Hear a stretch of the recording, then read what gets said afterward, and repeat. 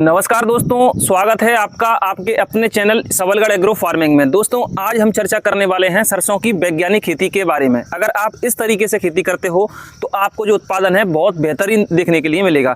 आपको मैं बताऊंगा कि कैसे खेत की तैयारी करते हैं, कैसे किसी भी फसल को हम तैयार करते हैं तो उसमें क्या क्या ज़रूरी जो बातें हैं आपको पता होनी चाहिए।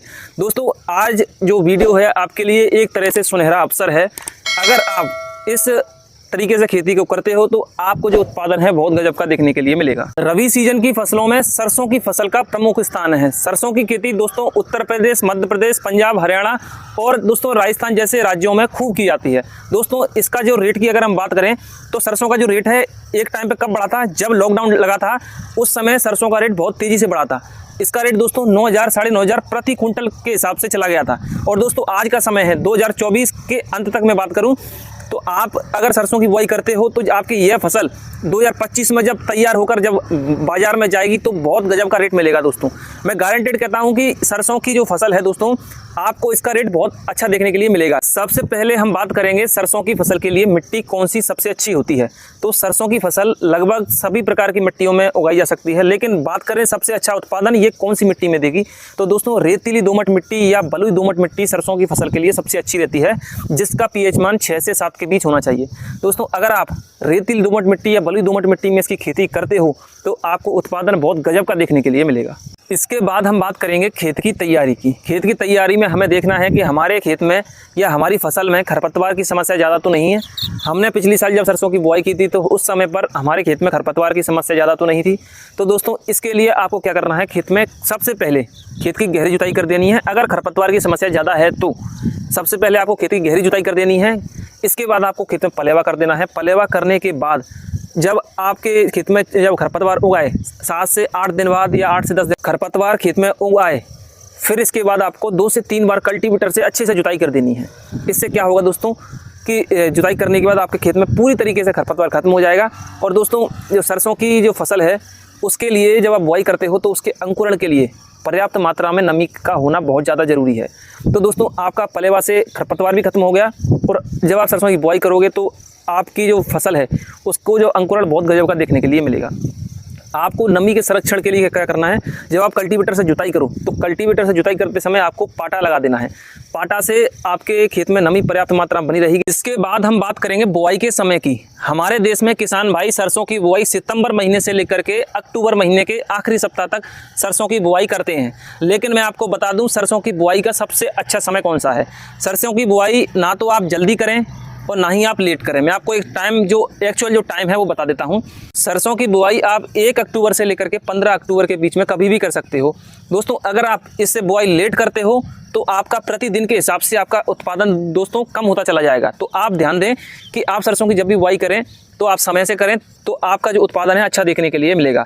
अगर आप सरसों की बुआई के बाद सरसों की अच्छी से देखरेख करते हो तो आपका जो उत्पादन है बहुत गजब का देखने के लिए मिलेगा। इसके बाद हम बात करेंगे बुआई के तरीके की। हमारे देश में किसान भाई सरसों की बुआई छिड़काव विधि से करते हैं। छिड़काव विधि से भी सरसों का जो अंकुरण है बहुत अच्छा देखने के लिए मिलता है। लेकिन आज हम इस वीडियो के माध्यम से सरसों की वैज्ञानिक खेती के बारे में बात कर रहे हैं। तो आप सरसों की बुआई सीड ड्रिल मशीन के द्वारा करें।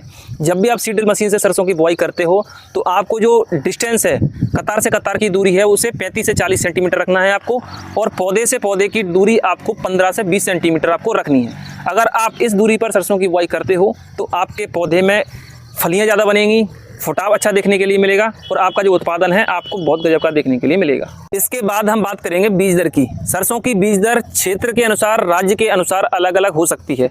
मैं आपको बीज दर 2 तरह की बता देता हूँ। आप अपने क्षेत्र के अनुसार बीज दर चुन सकते हो। अगर आपका क्षेत्र सिंचित है तो आपको बीज दर 3.5 से 4.5 किलोग्राम रखनी है। लेकिन अगर आप असिंचित क्षेत्र में सरसों की बुआई कर रहे हो तो आपको बीज दर 3 से 3.5 किलोग्राम रखनी है।